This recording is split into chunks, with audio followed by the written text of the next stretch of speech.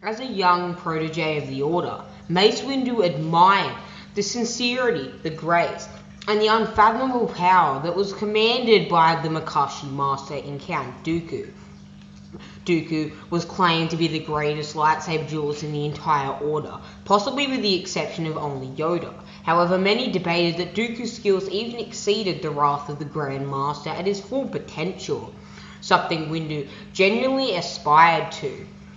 This is why, when Dooku left the Jedi Order, seemingly without consent, and seemingly on the spot after the death of Qui-Gon Jinn, and he believed that the Jedi were corrupt influences who served the Republic more than they adhered to the will of the Force, something that greatly enraged him. Windu did not believe it.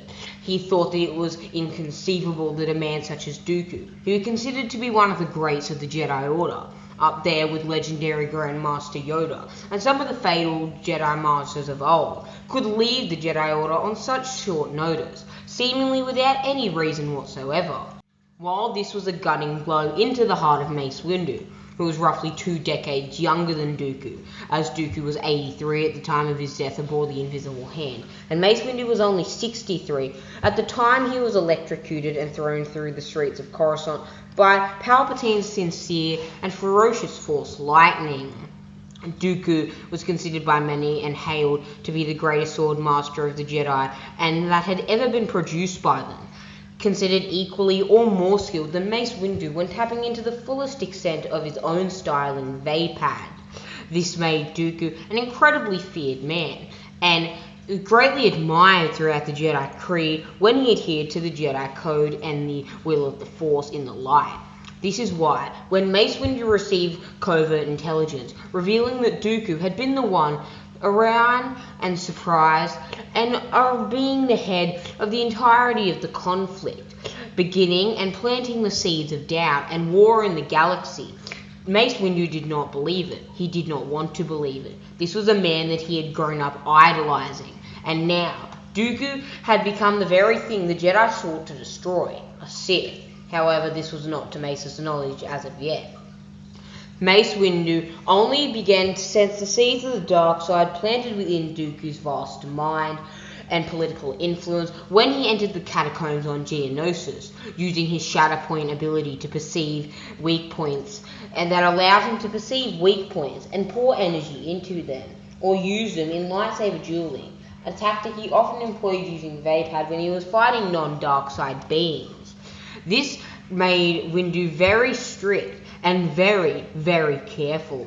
Dooku was far more experienced than the 63-year-old Jedi Master, and Dooku was not to be underestimated. His skills had not waned. The dark side had just given him an extra boost of power that made him unfathomably powerful, something that Mace Windu could not allow to intimidate him. Mace Windu then went on to describe, after seeing Dooku and seeing the seeds of the dark side that had been planted carefully within him through a decade of manipulation, that he was the center of the ensuing conflict. Mace Windu received a vision, an apparition of the coming war as his form of a shadow point. The Shatterpoint showed him a vision of the oncoming war of the Clone Wars, and the conflict that the Jedi were condemned to engage in for the good of the wider galaxy against the separatist droid legions. This greatly shook Mace Windu, as Dooku, as he realized after receiving the Shatterpoint, was at the head of the Confederacy of Independent Systems, as Darth Sidious was not revealed to the galaxy Jedi Order at this time, at least not publicly announced.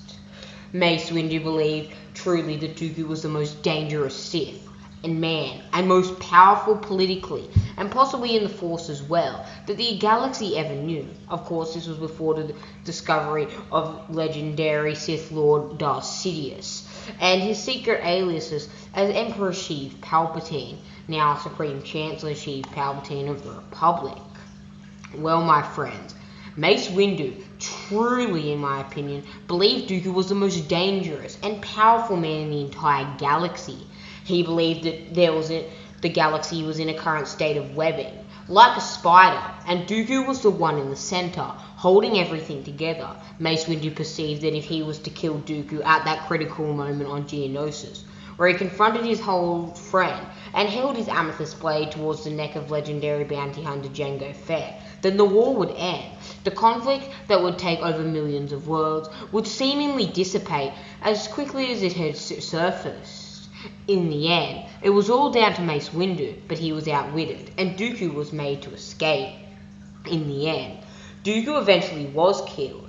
However, this was well after the discovery of Darth Sidious as the supreme master of the Sith and the reigning manipulator of the entirety of the Clone Wars conflict.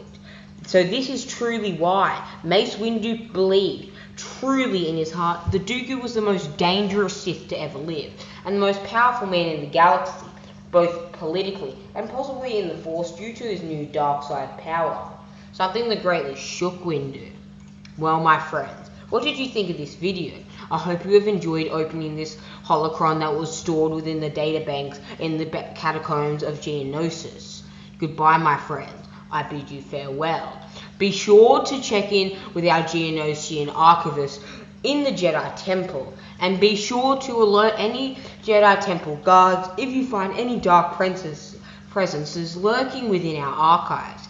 Goodbye, my friends. This is where we part ways. Be sure to stay out of the Forbidden Archive section, and be sure not to violate any rules of the Jedi Code. And away we go, into a galaxy far, far away.